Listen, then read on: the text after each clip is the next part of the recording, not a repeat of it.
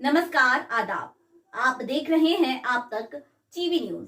आइए आपको लेकर चलते हैं देश दुनिया की ताजा खबरों की ओर। दिल्ली जंतर मंतर पर महिला पहलवानों का धरना जारी, मिल रहा है अनेक सामाजिक संगठनों का समर्थन। देश की महिला पहलवानों के साथ जनता का देखने को मिला भारी समर्थन। दिल्ली जंतर मंतर पर एक के बाद एक पहुंचे अनेकों संगठन समर्थन देने। आपको बता दें, भाजपा सांसद ब्रजभूषण शरण सिंह के खिलाफ धरने पर बैठी महिला पहलवान दिल्ली के जंतर मंतर पर संगठनों का आम जनता समर्थन मिल रहा है। एक सुर में सभी ने मानती है कि सांसद ब्रजभूषण शरण को गिरफ्तार करो, तो वहीं जंतर मंतर पर मुरादाबाद से दिल्ली जंतर मंतर पर जाकर विशाल धरने में शामिल होकर AIDYO व AIKKMS तरफ से महिला पहलवानों के आंदोलन का पुरजोर समर्थन करते हुए ब्रजभूषण शरण के गिरफ्तारी की मांग की। तो वहीं जीविका बचाओ आंदोलन समिति के अध्यक्ष हरकिशोर सिंह ने कहा कि उत्तर प्रदेश की योगी सरकार बीजेपी के प्रदेश के अपराधी सांसद ब्रजभूषण शरण की नीति में क्यों नहीं मिला रही। इस गुंडे के घर पर बुलडोजर क्यों नहीं चल रहा। ये बेशर्म फूल मालाएं लाद कर क्यों बयानबाजी कर रहे हैं। ये कानून का राज है। चारों तरफ से महिला पहलवानों को न्याय दिलाने के लिए जंतर मंतर पर चल रहे धरने को समर्थन मिल रहा है। सभी दोषियों को गिरफ्तार करने की मांग कर रहे हैं। अब देखने वाली बात यह है कि पीड़ित महिला पहलवानों को कब तक न्याय मिलता है, यह तो आने वाला समय ही बताएगा। इस वक्त हम दिल्ली के जंतर मंतर पर मौजूद हैं, जहां पहलवानों खिलाड़ियों का जो है धरना प्रदर्शन चल रहा है। ब्रजभूषण शरण सिंह के ऊपर जो आरोप लगाए गए हैं उत्पीड़न के, उसकी गिरफ्तारी और पद से इस्तीफे की मांग को लेकर के ये धरना प्रदर्शन लगातार लंबे समय से जारी है। हालांकि यहाँ समर्थन में दूर दराज से किसान भाई, आम आदमी और महिलाएं, सभी तरह के लोग यहाँ पहलवानों के समर्थन में उतरे हुए हैं। लेकिन कारण क्या है कि अब तक इस पर कोई भी इनकी मांग पर, जो इनकी डिमांड है या जो इनका न्याय है जिसके लिए ये मांग कर रहे हैं, उस पर अभी तक कोई सुनवाई नहीं हो रही है। इसका कारण तो नहीं जानते। हालांकि कर्नाटक में चुनाव रैलियों में हमारे जो प्रधानमंत्री नरेंद्र मोदी, गृह मंत्री अमित शाह, वो सब इस वक्त व्यस्त चल रहे हैं। हो सकता है ये कारण हो कि इस तरफ ध्यान नहीं दिया जा रहा।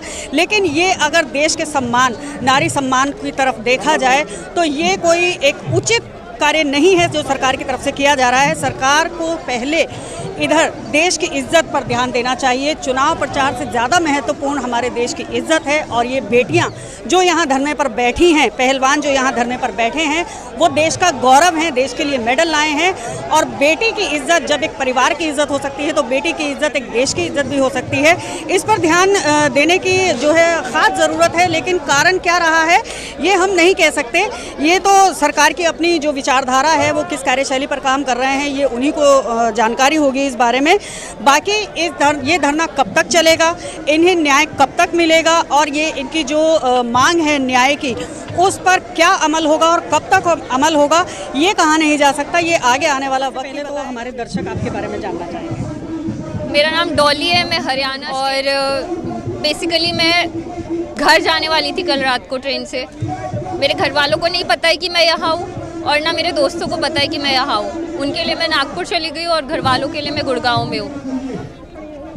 ये जो यहाँ हो रहा है ये कहानी हर एथलीट की है और ये हम इसलिए देखते हैं क्योंकि जब घरों में या कहीं पर भी कुछ गलत होता है और आप ये किसी बड़े इंसान से मत पूछना, छोटा बच्चा जब बोल रहा होता है ना कि उसे कुछ ठीक नहीं लग रहा है और उसके बाद उसे हम डांट देते ही कह के कोई बात नहीं बेटा वो बड़े हैं, कोई बात नहीं बेटा वो बड़े हैं। ये बड़े हैं इसलिए कुछ भी कह सकते हैं। करते करते वो कुछ भी करने लग जाते हैं। आप इस प्रोटेस्ट का हिस्सा कब से हैं? मैं इस प्रोटेस्ट का हिस्सा बस अभी कुछ टाइम से ही हूँ, तो मैं ज़्यादा आपको नहीं बता पाऊँगी। लेकिन एक एज एन एथलीट में अगर कहूँ तो ये कहानी हर जगह है। आप भी एक खिलाड़ी हैं और ये प्रोटेस्ट भी एक खिलाड़ियों का चल रहा है। उनके साथ जो उत्पीड़न हुआ है उसको लेकर के ये सारा जो प्रदर्शन है वो चल रहा है और काफ़ी लंबा समय हो गया अब इसको कहें तो। क्या लगता है अब ये कब तक और जारी रहेगा और जो आपकी यहाँ खिलाड़ियों की डिमांड है, पहलवानों की हमारी डिमांड है, वो कब तक पूरी हो पाएगी? सरकार की तरफ से कैसा कोई आश्वासन मिला है या नहीं अब तक? देखिए, सरकार की तरफ से अगर आश्वासन होता तो सरकार मतलब आपने शायद सुना नहीं कि अभी तक रिपोर्ट भी ढंग से नहीं लिखी गई है, ना वीडियो रिकॉर्डिंग की गई है।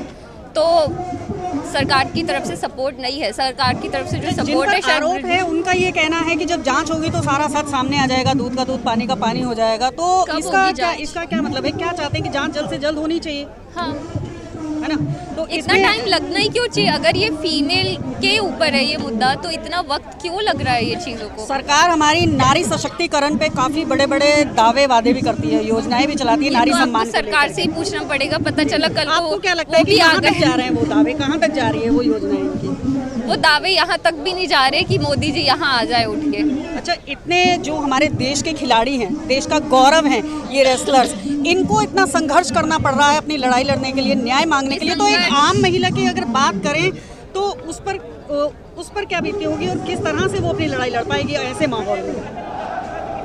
दो बातें हैं। एज एन एथलीट आपको ये पहले दिन से बताया जाता है कि आपको संघर्ष करना है, ठीक है। देखो, जहाँ बात खेलने की होती है उस संघर्ष के लिए तो खुशी से एथलीट तैयार होता है, पर शायद वो मेडल लेके ना, जो मेडल से सम्मान लगता है शायद वो सम्मान खत्म हो जाता है पहले ही अंदर कहीं। मुझे नहीं पता कि अगर ऐसे एथलीट्स हैं जिन्हें सही में सम्मान लगता वो लेने के बाद, पर मुझे तो नहीं, मुझे ऐसा महसूस हो रहा था कि एक खिलाड़ी होने के नाते कभी सोचा था आपने कि महिलाओं को अपने जीवन की कामयाबी के संघर्ष के अलावा ऐसा भी संघर्ष करना महिलाएं पड़ेगा? बहुत कुछ देख रही होती है। मैं कोच भी हूँ और मेरे क्लाइंट्स मुझे कई बार बोलते हैं आके कि वो तो गुंडा है मैम, हम क्या कर लेंगे। तब मैं उनको कोशिश करती हूँ ये समझाने की कि वो क्या क्या नहीं कर सकते हैं, साथ मिलके अगर खड़े हो जाएं या खुद भी अगर खड़े हो जाएं। मुश्किल ये है कि वो खुद खड़े नहीं होते हैं, क्योंकि उन्हें साल दर साल जन्मों से ये बताया गया है कि वो महिला है, वो अकेली है, उसे किसी की ज़रूरत है, और ये सब बकवास की बातें। क्या खड़ा होना ही क्या छोड़ लगता है ये संघर्ष केवल महिलाओं का है? एज एन एथलीट ये संघर्ष केवल महिलाओं का नहीं है, क्योंकि मुझे पता है कई ऐसे लड़के जिन्हें मैंने देखा है जो मुझसे कई ज़्यादा बेहतर खेलते हैं, लेकिन सिर्फ कहीं ना कहीं इसलिए ना खेल रहे होते हैं क्योंकि उन्हें पता है कि आगे शायद कोच खेलने नहीं देगा। जो सिस्टम और कानून पैसे व्यवस्था के लगा बारे में फायदा। क्या कहेंगे? क्योंकि केवल महिलाएं नहीं, है ही आज के नहीं। टाइम में सभी लगभग न्याय के लिए संघर्ष कर रहे अगर आप गेम्स को देखो, इंडिया में सिस्टम नहीं है, सिस्टम नहीं है, और इसलिए ये चीज़ें, सिस्टम होता तो ये चीज़ें नहीं होती। हैं। कानून व्यवस्था के बारे में क्या लगता है? कैसा जो ये FIR इतनी लेट हुई है और अब अगर कार्रवाई नहीं हो सरकार रही है? इतना टैक्स ले रही है, 18% GST ले रही है हर चीज़ों पर, वो टैक्स कहाँ जा रहा है? क्यों वो स्पोर्ट्स में भी ये सब आजकल न्यूज़ में दिखाया जाता है कि ये हो रहा है, इसमें लगा रहे हैं, उसमें लगा रहे हैं, पर वो दिखता नहीं है। आप देखो, मुझे कई ऐसे एथलीट्स पता है वो इंटरनेशनल खेलने जाते हैं, लेकिन वो अपने पैसों पे जाते हैं, वो स्पॉन्सरशिप कहीं और से ले रहे होते हैं। तो सरकार कहाँ है फिर? कब तक आपका समर्थन बना रहेगा इन पहलवानों के साथ? देखिए, मैं तो अब यहीं पे हूँ, अब तो मैं यहीं पर हूँ। मतलब जब तक हाँ। न्याय नहीं मिलेगा तब तक लग अब रहा ना है कि- मैं गुड़गांव में हूँ, अब ना मैं नागपुर में, अब मैं यही हूँ। अब मेरे को ये नहीं पता कि मेरे घर वालों का क्या रिएक्शन रहेगा, मुझे कोई आइडिया नहीं है, क्योंकि मेरे जैसी लड़की से ये एक्सपेक्टेशन शायद किसी को ना हो, पर ठीक है। क्या कहना चाहेंगे? अंदर से क्या आवाज आती है? क्या होना चाहिए इस सारे मामले को लेकर के? क्या होना चाहिए? एक लोकतांत्रिक स्तर पर क्या होना चाहिए? हमारा देश एक लोकतांत्रिक देश है। हमें हमेशा कहा जाता है हमारी इतनी पॉपुलेशन है, इंडिया ओवर पॉपुलेटेड है। मैं कहती हूँ कम से कम जब ऐसी चीज़ें होती है ना, सब साथ मिलके खड़े हो जाए। मतलब घरों में ना ये बोलना बंद कर दें कि अगर वो लड़की बोल रही है कि मेरे को ये ठीक नहीं लग रहा है, ये गलत है, तो उसे ये सिखाना बंद कर दे कि नहीं, जाने दो, उसे बोलने दो। सबसे पहली बात, घरों में, स्कूल में, मैंने घर में तो शायद इतना नहीं देखा, मैंने हमेशा से बोला है, कहा है। बाहर आके मैंने ज़्यादा लड़कियों को ये करते देखा है, पति के पीछे अपनी सारी ज़िंदगी बदलते देखा है, और फिर भी दबते देखा है। तो ना, पहली बात कि लड़कियों को बोलने दिया जाए, और मैं उन लड़कियों को कहूँगी कि अगर आप नहीं, फिर भी आपको नहीं बोलने दिया जा रहा है ना, भाड़ में जाए, आप बोलो। आप यकीन मानो, अगर आप खड़े होके बोलोगे ना कोई साथ देने वाला ज़रूर होगा, पर पहले आपको खुद के लिए खड़ा होना पड़ेगा।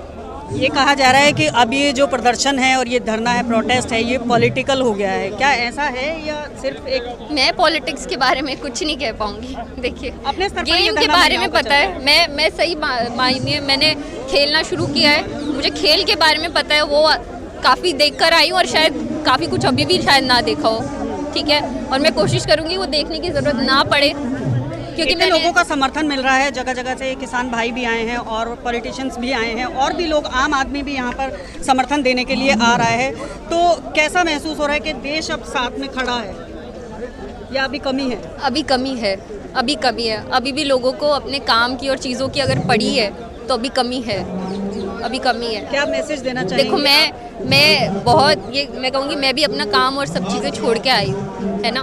मुझे मेरे लिए कमाना भी होता है, खेल के लिए लगाना भी होता है, और उस खेल से जो पैसे आते हैं वो भी वो कोच खा चुका होता है, उसके लिए तो कभी खेला ही नहीं था। लेकिन जिस सम्मान के लिए खेला था, अगर वो भी वो कोच खाने की कोशिश करेगा तो ये तो नहीं हो सकता है, मेरे लिए तो नहीं हो सकता है। बाकी जो खेल सकते हैं ऐसे, ठीक है, मतलब मैं गलत नहीं कहूँगी, क्योंकि सबके सिचुएशन एक नहीं होती है। मुझे नहीं पता कि वो किस जगह पे और कहाँ उन्होंने वो चीज़ एक्सेप्ट करी होगी या नहीं करी होगी, बस यही है, बस। Thank you. एंड बस जानना चाहेंगे कि आप यहाँ क्यों आई हैं, कौन है और किस मकसद से यहाँ पर आई हैं आप? जी बिल्कुल, हम दोनों ही प्रोजेक्ट कॉर्नेलिया से हैं। मैं फाउंडर हूँ और ये फाउंडिंग मेंबर हैं। मेरा नाम आकांक्षा है, श्री सौंदर्या।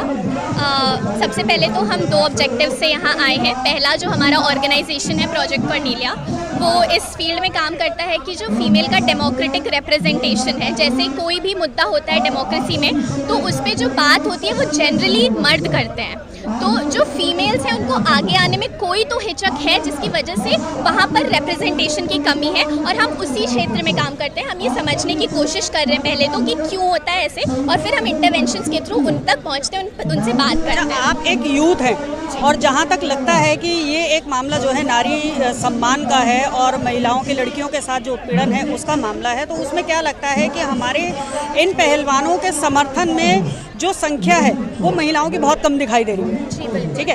तो उसमें महिलाओं से भी ज़्यादा अगर मैं बात करूं तो जो वृद्ध महिलाएं हैं उनकी फिर भी यहाँ पर संख्या दिख रही है, लेकिन जो यूथ है हमारा, जो लड़कियां हैं, जो मतलब कि ये कहें कि फ्यूचर भी हैं, और उन्हीं के साथ ये कंडीशन जो हैं रोज़मर्रा में सामने आती है, क्यों नहीं वो यहाँ पर अभी तक उस तादाद में आ पाई हैं जिसमें होना चाहिए?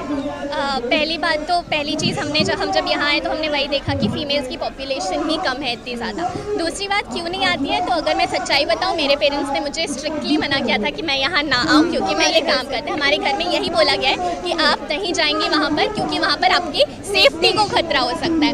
पहला, हमें ये जब भी प्रोटेस्ट हम करें तो हमें ये इंश्योर करना होगा, और फीमेल ऑर्गेनाइजेशन और फीमेल पुलिस ऑफिसर्स को ये मतलब किसी न किसी तरह से अश्योर करना होगा कि ये जो आप आएंगी, आप जब अपना डिसेंट दिखाएंगी यहाँ पर, तो आपकी सेफ्टी को खतरा नहीं होगा। आप यहाँ पर अपनी आवाज़ दे रहे हैं, जो कि बहुत ज़रूरी है। ये जो कहा जाता है लड़कियों से कि आप वहाँ मत जाइए, वहाँ आपकी सेफ्टी को खतरा है, और सबसे मेन बात ये है कि सेफ्टी को खतरा है किससे? सही ना, जिससे खतरा है उसी को हम देख रहे हैं कि वो यहाँ काफ़ी लोग समर्थन में भी हैं, और खतरा बृजभूषण सिंह जैसे लोगों से है।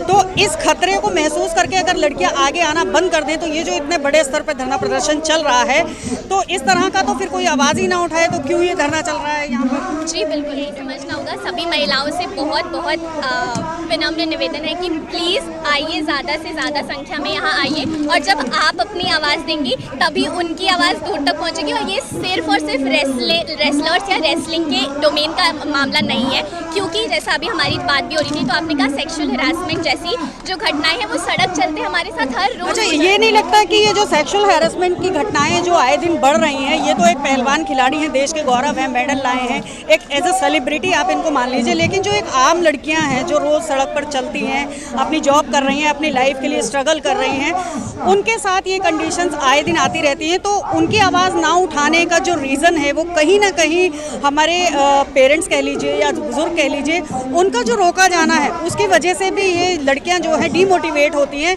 तो इसका कारण कहीं ना कहीं हमारे ही परिवार से पैदा होता है, ऐसा मान सकते हैं?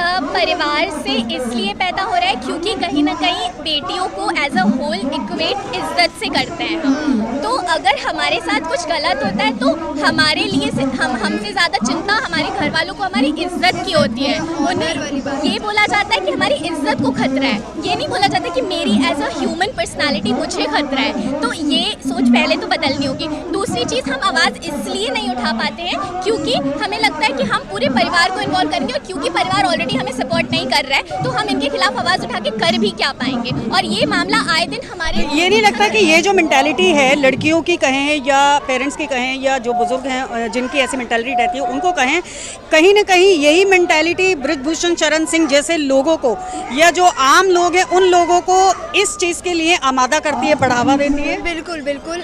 ये जो विक्टिम ब्लेमिंग कहा जाता है कि अगर, और इसी से महिलाएं इसी कारण अपनी आवाज़ नहीं उठा पाती, अगर वो जा रही हैं तो उनको ही बोला जाएगा कि तुम रात को उनके साथ थी, तुम ये कर रही थी। तो विक्टिम ब्लेमिंग और ये सब के चलते ऐसे लोगों को, बृजभूषण जैसे लोगों को और बढ़ावा मिल रहा है और हमारी आवाज़ और दब रही है। और विक्टिम ब्लेमिंग के साथ साथ एक और चीज़ ये कि उन्हें लगता है, एक बड़े जो ऊपर पोजीशन में बैठे, उन्हें लगता है कि हमारा जो शरीर है वो उनके अधीन हो जाता है अगर वो पोजीशन में। तो ये सोच भी आपको बदलनी होगी, क्योंकि जब आपको लगता है कि हमारा शरीर आपका है तभी आप हमारे साथ कोई ना कोई कारनामे करते हो, और वो हमारे लिए बहुत ही अच्छा, क्या लगता है जब इन पहलवानों की आवाज़ वहाँ तक नहीं पहुँच रही है, इनको न्याय मिलने में इतना लंबा टाइम लग रहा है और इनका इतना स्ट्रगल हो रहा है, यहाँ पर खड़े हैं, धूप बारिश गर्मी सर्दी हर मौसम को ये लोग झेल रहे हैं, तो एक आम लड़की को अपनी लड़ाई कैसे लड़नी पड़ती होगी और कैसे वो लड़ेगी?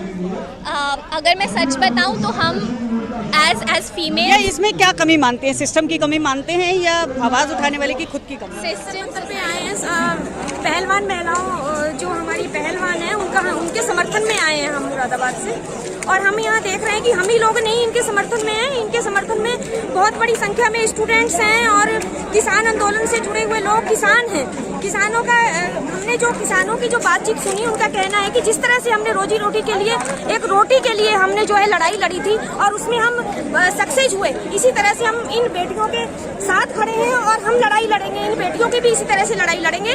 और जो बृजभूषण शरण जो है उसकी गिरफ्तारी बिल्कुल करवा के रहेंगे। जंतर मंतर दिल्ली आए हैं, वहाँ पर ये जो हमारी बहनें हैं, जो हमारे देश की महिला पहलवान हैं, इनके साथ जो दुराचार किया है ये बृजभूषण जी ने, सॉरी जी नहीं लगाना चाहिए, वो आरोपी हैं बृजभूषण ने, तो इसकी जल्द से जल्द गिरफ्तारी हो और इसे कठोर से कठोर सजा मिले और देश की सभी जो हमारी बहन बेटियां हैं इन्हें सुरक्षित किया जाए।